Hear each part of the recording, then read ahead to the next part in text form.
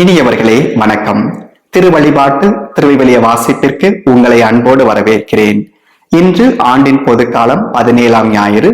மேலும் இன்றைய நாள் ஜூலை 26 அன்னை கன்னிமரியாவின் பெற்றோர்களான புனித அன்னா மற்றும் சுவக்கியமை நினைவு கூறுகின்றோம்.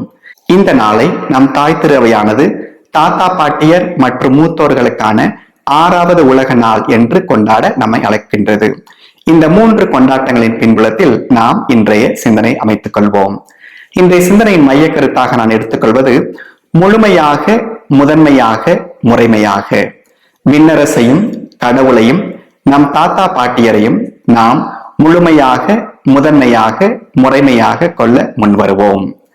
இன்றைய நற்செய்தி வாசகம் மத்தேயு நற்செய்தி அலகு 13 அருள் வாக்கியங்கள் 44 முதல் 52. விண்ணரசு பற்றிய 3 உவமைகள் அல்லது எடுத்துக்காட்டுகள். மத்தேயு நற்செய்தியாளர் விண்ணரசு பற்றிய 8 உவமைகளை முன்மொழிகின்றார். உவமை என்றால் என்ன? காணக்கூடிய ஒன்றிலிருந்து காண இயலாத மறைபொருளுக்கு நம்மை இட்டு செல்கின்றது உவமை.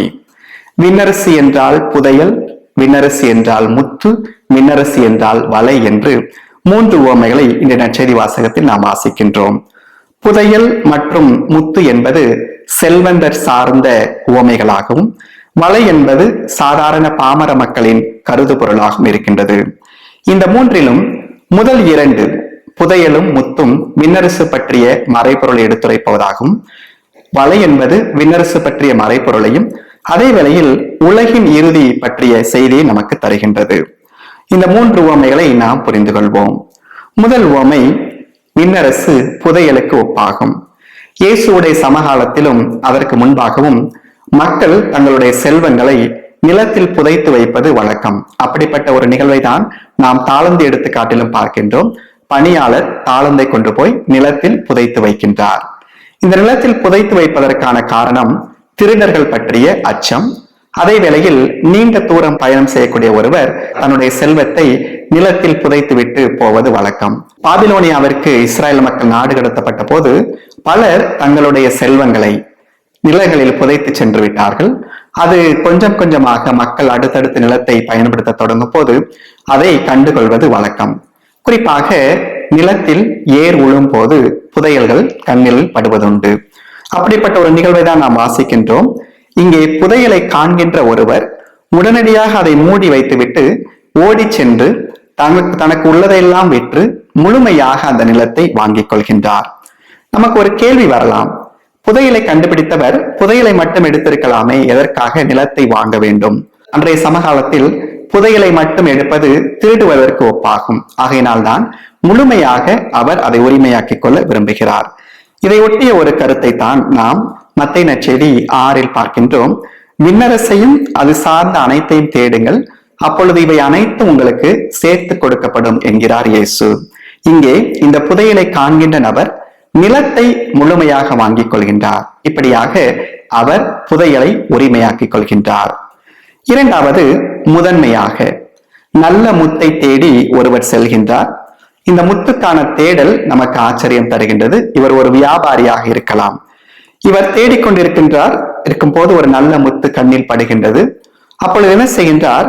அதை வாங்குவதற்காக தன்னிடம் உள்ள அனைத்து முத்துக்களையுமே விற்று அந்த விலை உயர்ந்த முத்தை தனதாக்கிக் கொள்கின்றார்.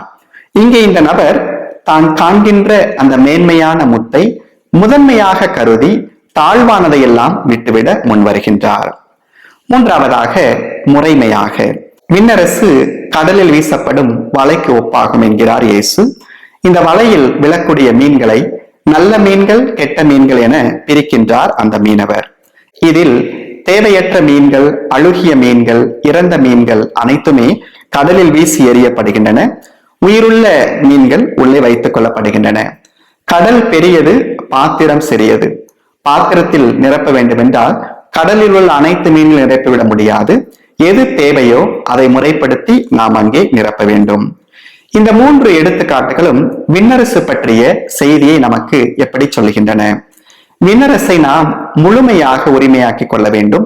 அது திருடிக் கொள்ளக்கூடிய பொருள் அல்ல, மாறாக நம்மிடம் உள்ளதையெல்லாம் இழந்து பெறக்கூடிய ஒன்று. அதே போல விண்ணரசை விலை உயர்ந்த முத்தாக, முதன்மையான ஒன்றாக கருத வேண்டும். முதன்மையானதை நாம் தெரிந்து கொள்ள வேண்டும் என்றால் முதன்மையற்றதை, தாழ்வானதை அகற்றிவிட வேண்டும். மூன்றாவதாக, முறைமையாக அனைத்தையும் சீர்தூக்கி பார்த்து அல்லவற்றை அகற்றிவிட்டு நல்லவற்றை நாம் பற்றி கொள்ள வேண்டும். விண்ணரசும் அதே போலதான். ஒவ்வொரு பொழுதும் நம்முடைய வாழ்வின் தெரிவுகளை நாம் எடுத்து முடிவை சரியான முறையில் எடுக்க வேண்டும். இப்படியாக விண்ணரசு என்பது முழுமையாக, முதன்மையாக, முறைமையாக நாம் கை கொள்ள வேண்டிய ஒன்றாக இருக்கின்றது.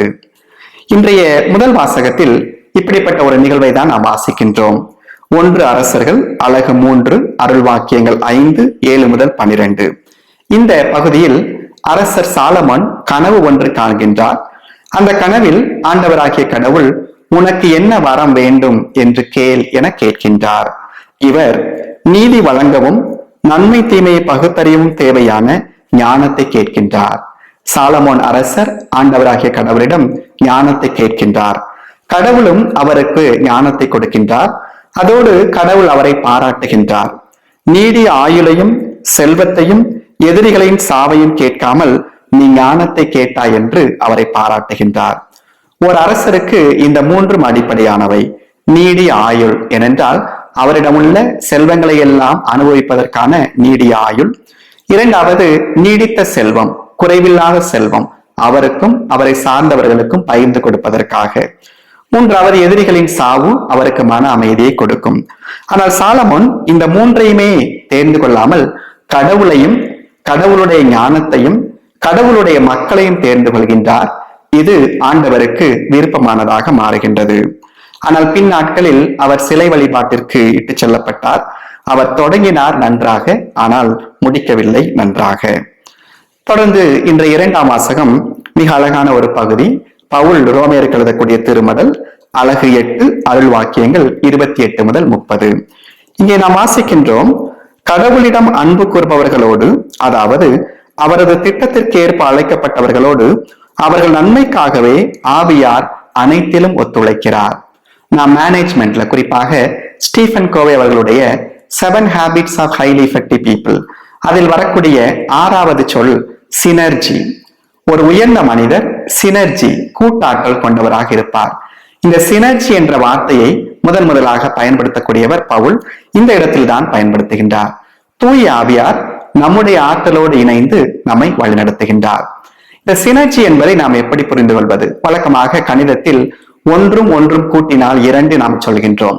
ஆனால் மேலாண்மையின்படி இந்த சினர்ஜி படி ஒன்றையும் நாம் கூட்டினால் அதோடைய மடங்கு 3, 5, 7 என்று உயரும். எடுத்துக்காட்டாக ஒரு ஃபுட்பால் டீமில் 11 பேர் விளையாடுகிறார்கள் என்றால் அந்த 11 பேருடைய கூட்ட ஆற்றல் வெறும் 11 அல்ல, பன்மடங்கு அதிகமாகின்றது. அதே போலதான் நம்முடைய ஆற்றல் தூய ஆவியாருடைய ஆற்றலோடு இணையும் போது நாம் அதிகமான வலிமையை பெறுகின்றோம். தொடர்ந்து பவுல் முன்குறித்து வைத்தவர்கள் அழைத்தவர்களை ஏற்புடையவராக்கினார், ஏற்புடையவராக்கியவர்களுக்கு மாட்சியில் பங்கு தந்தார் என மொழிகின்றார். நாம் அனைவருமே ஆண்டவராகிய கடவுளுடைய மாட்சியில் பங்கு பெறுகின்றோம். முழுமையாக, முதன்மையாக, முறைமையாக கொள்கின்றவர் மாட்சி பெறுகின்றார்.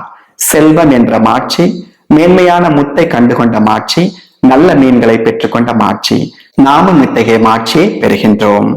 அடுத்ததாக இன்று நாம் நினைவு கூறக்கூடிய புனிதர்கள் புனித சுவக்கிம் மற்றும் அன்னா. இவர்களை பற்றிய குறிப்பு நற்செய்தி நூட்களில் இல்லை. இவர்கள் இயேசுவுடைய தாய் வழி தாத்தா பாட்டியாக இருக்கின்றார்கள். இவர்களை பற்றிய குறிப்பை நாம் 2 இடங்களில் பார்க்கின்றோம். ஏற்றுக்கொள்ளப்படாத நற்செய்தி நூல்கள் என்று சொல்லப்படக்கூடிய புரோட்டோ எவாங்கலியம் ஆஃப் ஜேம்ஸ், அடுத்ததாக இன்ஃபென்சி காஸ்பல் ஆஃப் மேரி. இந்த 2 கருத்துக்கள் படி சுவக்கிம் மற்றும் அன்னா. சுவக்கிம் ஆலயத்தில் பணிபுரிகின்றார். சுவக்கிம் அன்னா தம்பதியருக்கு குழந்தை இல்லாத காரணத்தால் சுவக்கிம் ஆலய பணியிலிருந்து விடுவிக்கப்படுகிறார். இவர் ஒரு நாள் இறைவேண்டல் செய்து கொண்டிருக்கும் போது ஆண்டவராகிய கடவுள் அவருக்கு தோன்றி அவருக்கு ஒரு குழந்தையை வாக்களிக்கின்றார். இதற்கிடையில் அன்னாவும் ஒரு பொருத்தனை செய்கின்றார். ஆண்டவராகிய கடவுள் தமக்கு ஒரு குழந்தையை கொடுத்தால் அதை மீண்டும் கடவுளுக்கே கொடுப்பதாக. ஏறக்குறைய முதல் ஏற்பாட்டில் அன்னா சாமுவேலுடைய தாய் செய்த அதே பொருத்தனை போல இருப்பதை நாம் பார்க்கின்றோம். அதே போல அன்னை கன்னிமரியா பிறக்கின்றார். அன்னை கன்னிமரியாவை ஆண்டவராகிய கடவுளுக்கு அர்ப்பணிக்கிறார் அன்னா. மற்றொரு மரபின்படி அன்னா மரியாவை பெற்றெடுத்த சில நாட்களில் சுவக்கிம் இறந்து விடுகின்றார். அப்பொழுது அன்னா மறுமணம் செய்கின்றார். அவர் வழியாக பிறந்தவர்கள் தான் செபதேயு மற்றும் அவருடைய மக்கள். இப்படியாக இயேசுடைய சகோதரர் என்று அழைக்கப்படக்கூடிய யாக்கோபு, யோவான் எல்லாம் மரியாவின் தாய் அன்னா வழி வந்தவர்கள் என்பது சிலருடைய கருத்து. அன்னா சுவைக்கின் பற்றிய கருத்தை திருக்குரானில் நாம் வாசிக்கின்றோம்.